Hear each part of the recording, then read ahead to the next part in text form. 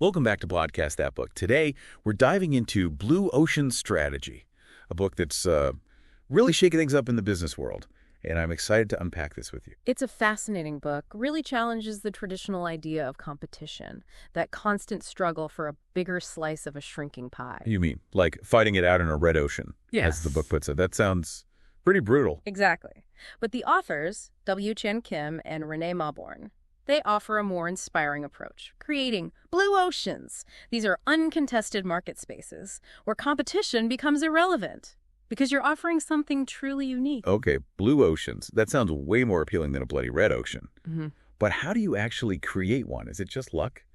Or is there a method to this madness? Well, the book, it lays out a clear framework, and it all starts with a concept called value innovation. It's not about outdoing your rivals. It's about making them irrelevant by delivering a leap in value for both buyers and your company. So instead of playing the same game, you change the rules of the game entirely. Exactly. And that means challenging the assumption that market boundaries are fixed. Well, man, you're saying we can actually change the market.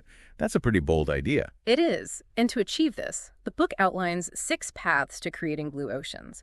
Each path offers a different perspective on how to break free from conventional thinking and find new opportunities. Okay, 6 paths to blue oceans. I'm all ears. What's the first path? The first path is to look across alternative industries. Instead of focusing just on your direct competitors, consider what needs your customers fulfill through other industries. A great example is NetJets. NetJets, the private jet company. How did they look across industries? They saw that people who wanted the luxury and convenience of private jet travel. They had 2 main options: flying commercial, which lacks privacy and flexibility, or buying a whole jet, which is exorbitantly expensive. NetJets created a blue ocean by offering fractional ownership, making private jet travel more accessible. And they manage all the logistical headaches for their customers. So the key takeaway here is, looking beyond your immediate industry can reveal unmet needs and opportunities for innovation. That's pretty insightful. What's the next path? Path 2 is look across strategic groups within industries. It's about understanding why customers choose higher-end or lower-end offerings within your market and finding that sweet spot that combines the best of both worlds. So it's like finding the Goldilocks zone within your industry. Not too hot, not too cold, just right. Do you have an example of a company that did this well? Curves Fitness is a perfect example. They looked at traditional gyms, which can be intimidating and expensive, and basic home workout programs, which lack structure and support.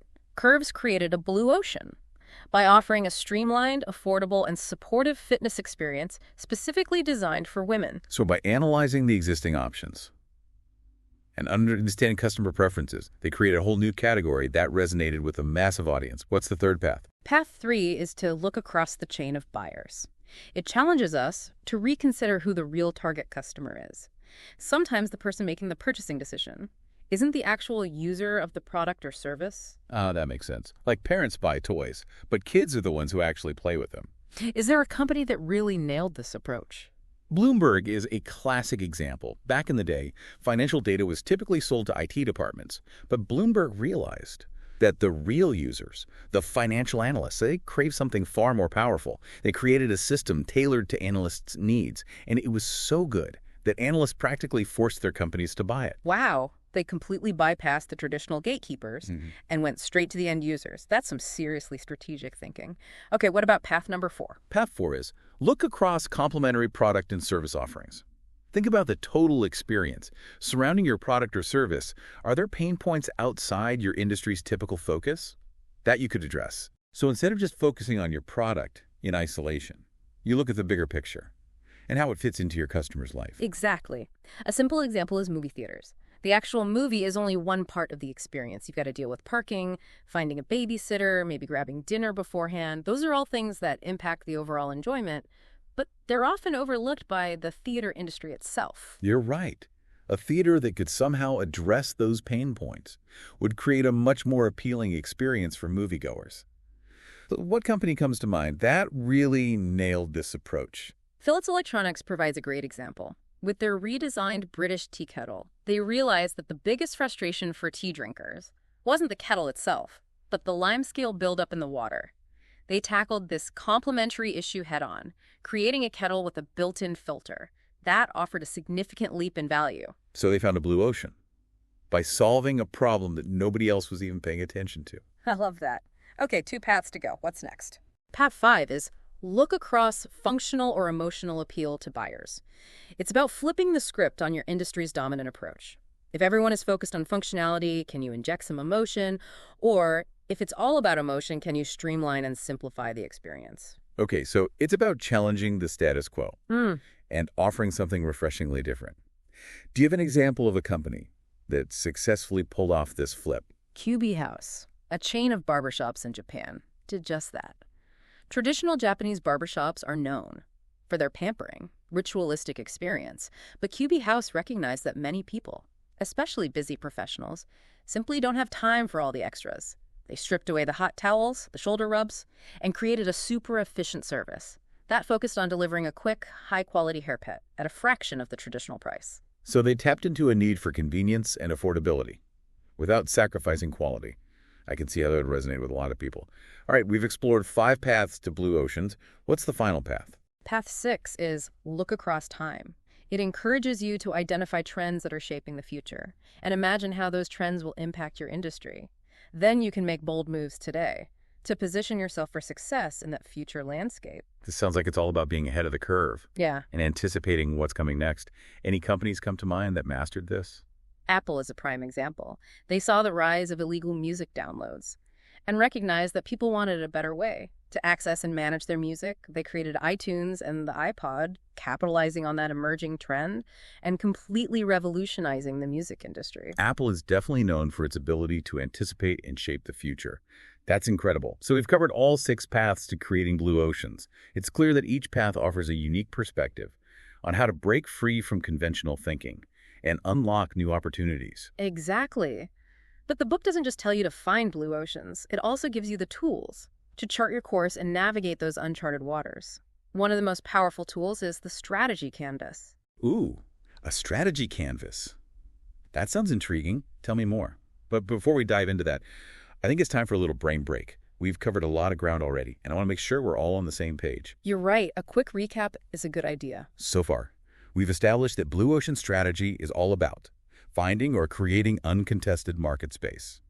We've discussed the core principle of value innovation and explored 6 different paths for finding those blue oceans.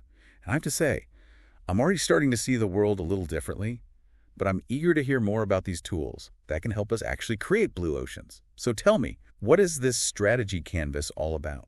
The strategy canvas is a brilliant visual tool that helps you capture the current state of play in your industry and then design your own distinctive value curve. A visual tool. I like that. It's always easier to understand things when you can actually see them. It's like a blueprint for your blue ocean strategy.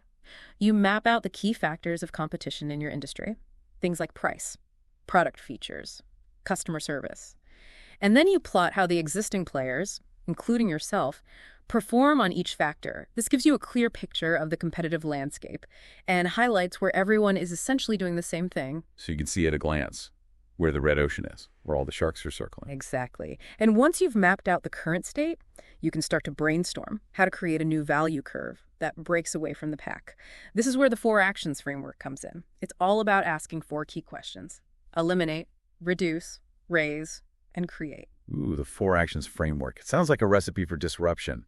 Break it down for me. What are these 4 actions all about? It's about challenging the industry's assumptions. First, you ask yourself, what factors that the industry takes for granted should be eliminated? Then, which factors should be reduced well below the industry standard? Next, which factors should be raised well above the industry standard? And finally, which factors should be created that the industry has never offered? Okay, I see how those 4 actions can really force you to think differently and challenge the status quo.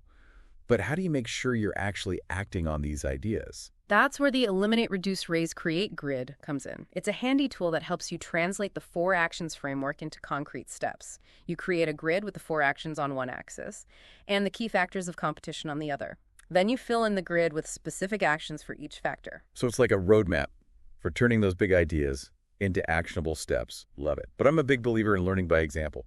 You have a real-world company that used these tools to create a blue ocean. Absolutely. Remember Yellowtail wine? Back in 2000, the U.S. wine market was stagnant, with consumers overwhelmed by choice and intimidated by the complexity of wine. Oh yeah, I remember those days. Wine shopping felt like a test I wasn't prepared for. Exactly.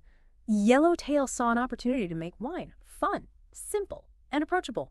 And they did it by applying the 4 actions framework brilliantly. They eliminated all the intimidating aspects: aging, tannins, oak, and complicated terminology. So they took out all the snobbery Yeah. and made it accessible. Yes. They reduced the complexity of the wine itself, creating easy drinking, fruity flavors. This also allowed them to reduce production costs because they didn't need to age the wine for years. Smart move. Eliminate the intimidating stuff. Reduce the complexity. What did they raise? They raised the bar on the retail experience. They created fun, eye-catching packaging, featuring a bright yellow kangaroo, impossible to miss on those crowded shelves.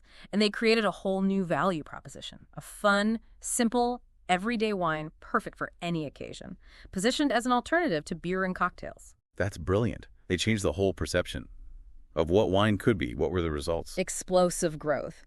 Yellowtail went from a small, unknown winery to a major player in the U.S. market within just 2 years, outselling even some of the most famous French and Italian brands. Yeah. That's the power of blue ocean thinking in action. But creating a blue ocean is just the first step. You also need a solid business model to support it. Right. Absolutely. Blue Ocean strategy emphasizes the importance of a robust business model. And to achieve that, you need to get the strategic sequence right. Okay, the strategic sequence. This sounds important. Tell me more. It's all about making sure your blue ocean idea isn't just creative, but commercially viable and profitable. The strategic sequence involves focusing on 4 key elements in a specific order: buyer utility, price, cost, and adoption. So it's a roadmap for turning a blue ocean idea into a sustainable business. Let's break it down. What's the first element? The first and most crucial element is buyer utility. You have to ask, does my product or service offer exceptional utility to my target customers? Does it make their lives genuinely better in a meaningful way? So it's not enough to be different. You have to offer real value that people are willing to pay for. Precisely. And it's important to remember that technology alone isn't enough.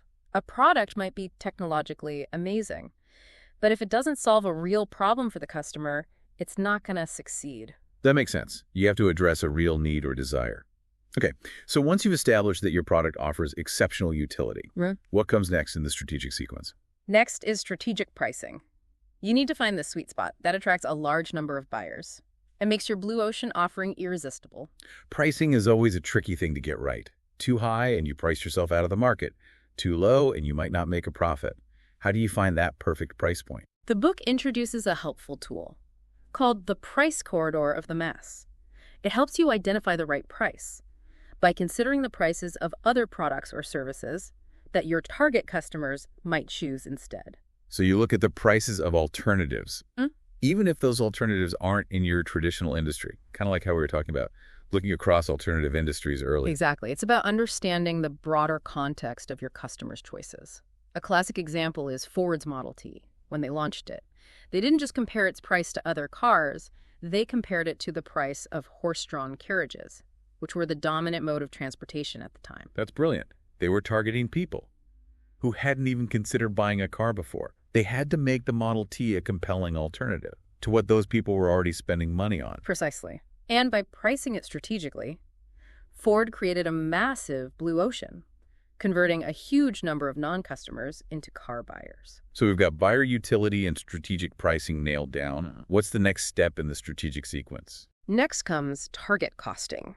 This means working backward from your strategic price to determine what your cost structure must be to ensure profitability. Okay, so you figure out what the market will bear, and then you figure out how to deliver your product or service at a cost that allows you to sell it at that price and still make money. Yes. And this often requires getting creative. You have to find innovative ways to reduce costs without compromising quality or value. Partnering with other companies can be a really effective strategy here. Partnering.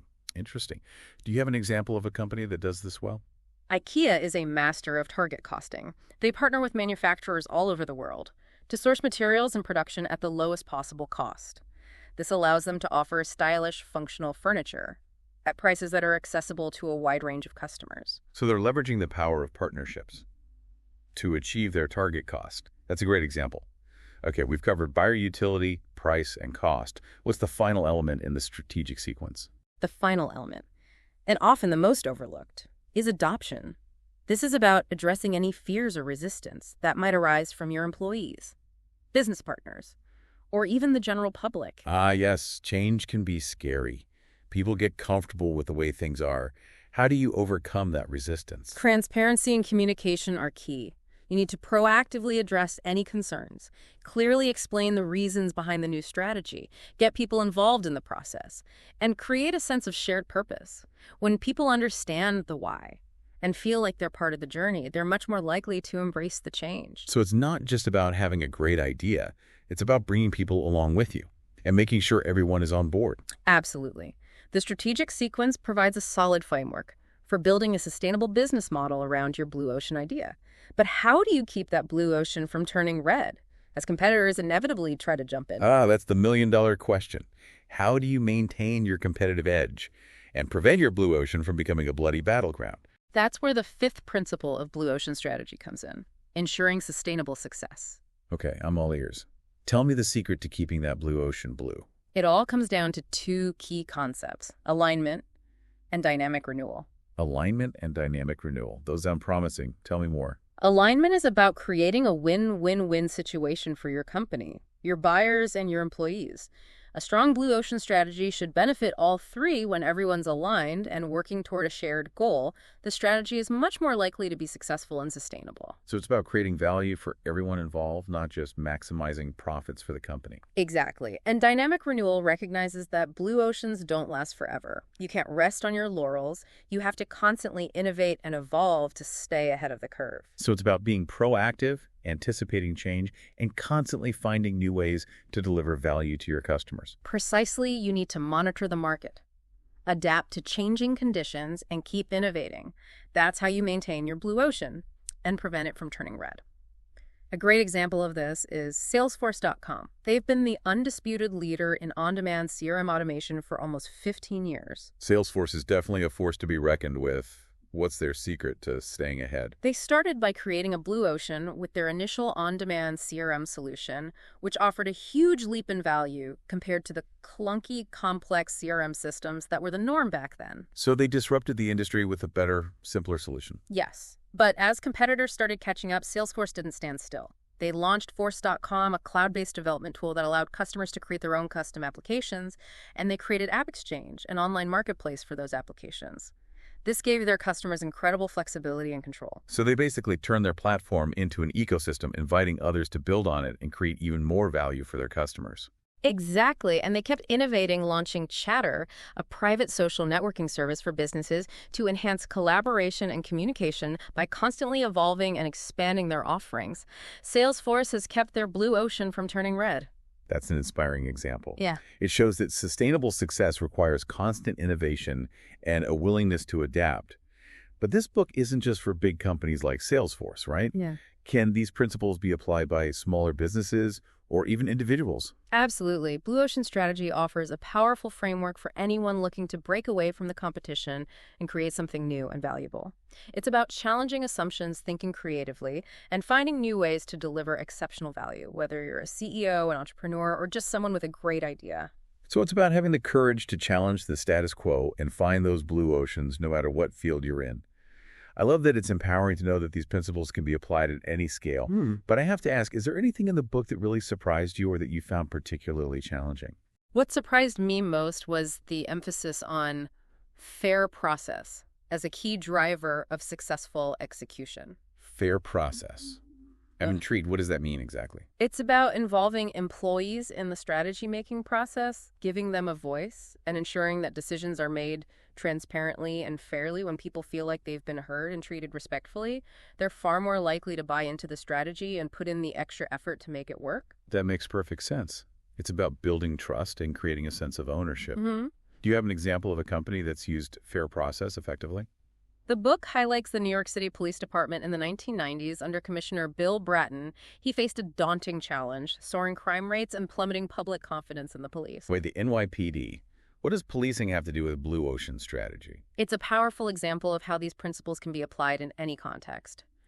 Bratton needed to make a drastic change, and he did it by implementing innovative strategies like the broken windows theory, which focused on addressing minor offenses to prevent more serious crimes. So he applied Blue Ocean thinking to law enforcement. Yeah. But how does fair process fit into this? Breton knew that to succeed, he needed his officers to be on board. He involved them in the process, gave them ownership over the new strategies, and empowered them to make decisions on the ground. So he didn't just impose a top-down change. He created buy-in by giving his team a voice that's brilliant. And what were the results? The results were remarkable. Crime rates plummeted, public confidence soared, and the NYPD became a model for police departments around the world.